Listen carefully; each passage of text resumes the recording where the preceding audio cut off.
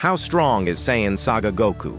When you think about the power scaling surrounding Dragon Ball Z Goku, does this variant of Goku ever come to mind? He doesn't really get a lot of recognition because he is perceived as the lowest of Goku's scaling. And when you compare him to the other sagas of him, you're right. But if we were to truly power scale him, how strong would he be on a low ball? Or even baseline? And hopefully I can give an explanation and some evidence for his scaling by answering this question. I will be using anime and the manga as sources, as well as guidebooks, so how strong is he? The Dragon Ball Z world was given a scale in Daizenshu 4, showcasing the distance between the areas and locations Goku and Ko have been traveling throughout original Dragon Ball. This map was calced to be around 2 times the size of our earthy planet, which should be used in terms of the scaling. Keep in mind, Earth in Dragon Ball is considered a small planet, meaning there consists planets way bigger than Earth out in outer space. The next scaling is the Kaio-Ken. The Kaio-Ken is described to be a technique that amplified the user's physical and spiritual capabilities, shooting all of their attributes out of the sky by multiplying them. You see, despite the fact that the Kaio-Ken is very powerful, it has major drawbacks. King Kai explains in the manga that the Kaio-Ken pushes the user's ki past their limits, making them reach a level they shouldn't normally get to, and because of that, all of that energy is hard to control. In Dragon Ball, your body needs to be able to get used to and to be adjusted to the amount of ki you have. Only then will you be able to fully control it and get used to it.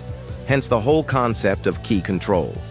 When it spirals out of control, you have to train your body to withstand those levels. Your very mind, body, and soul needs to endure it, and once it fully does that, it no longer becomes a problem, and you are easily able to tap into it without any drawbacks or struggle.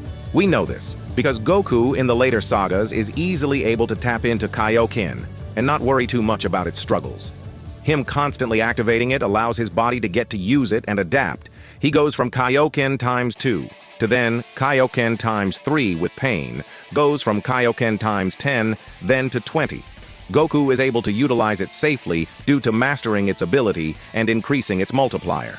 Example is during Captain Ginyu, where he casually powered up and did not show any signs of fatigue. Daizenshu repeats the same thing, giving more clarity and information. It states that the stages of Kaio-Ken can be withstood depending on how strong you are doing it. If you're at a 8,000 power level, you can use times 2, and if you are at 3 million, you can use times 10. Because of how strong his villains were, he would have to constantly force himself to use the Kaio-Ken beyond his current limitations to defeat or wound the enemy. Saiyan Saga Goku can only muster up Kaio-Ken times 4, as well as the super exciting guide stating that you need good enough ki control to even use the Kaio-Ken in the first place. Same with needing to be able to increase its multiplier and control that multiplier as well. Without that ki to control that massive amount of power, you won't be able to use it. Kaio-Ken needs very good ki control, going back to what I said before. And for the next topic, the Spirit Bomb, I already explained the whole concept of Spirit Bomb in my other video, so I'll repeat it again for better understanding.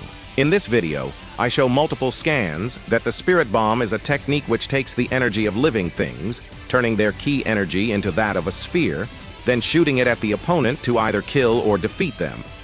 Just like with the Kaio-Ken, this technique requires very great ki control. Without it, the planet would be risked of being destroyed of all of the power in the ball. It can take all the energy of the person or thing and use its power. Now that I gave a quick summary on both abilities Goku possesses, I'll focus on the scaling of them. According to Vegeta, he mentions that he had surpassed his father in strength as a child, and keep in mind that he surpassed the same King Vegeta who was able to wave away planets and its moons, with it being calced to be around dwarf star level of strength, or even large planetary, if you treat it that way. He did this, holding back with a smile on his face, which implies he could have done more. Vegeta also has feats like this where he destroyed planet Arila. The explosion not only took the planet with it, but it also expanded nearly thrice the planet's radius, as well as the moon included in the blast. With this, we can come to conclude that Vegeta is baseline planetary. The calculation for this feat was around small star level, which would kinda make sense, considering the fact that there can exist stars the size of planets and even more of size. Suppressed Vegeta did this in base. Based off of this, Goku should realistically scale somewhere around dwarf star level thanks to this. And if you think this is his limit, not quite. You see, it's stated that Goku's spirit bomb had the power of a small supernova on its side, with supernovas being scaled to around solar system level and beyond. An injured base Vegeta was able to survive this attack and still live on to that day. This would confirm he would have around supernova levels of durability, and this is consistent, as the spirit bomb is stated to take energy from the sun itself, which is a large star. Given the descriptions of the spirit bomb, how it's given all the energy of a celestial body, and how Ki is categorized and exists pretty much everywhere, it would make sense for something like this to be the case. That's just how much destructive power the spirit bomb possesses.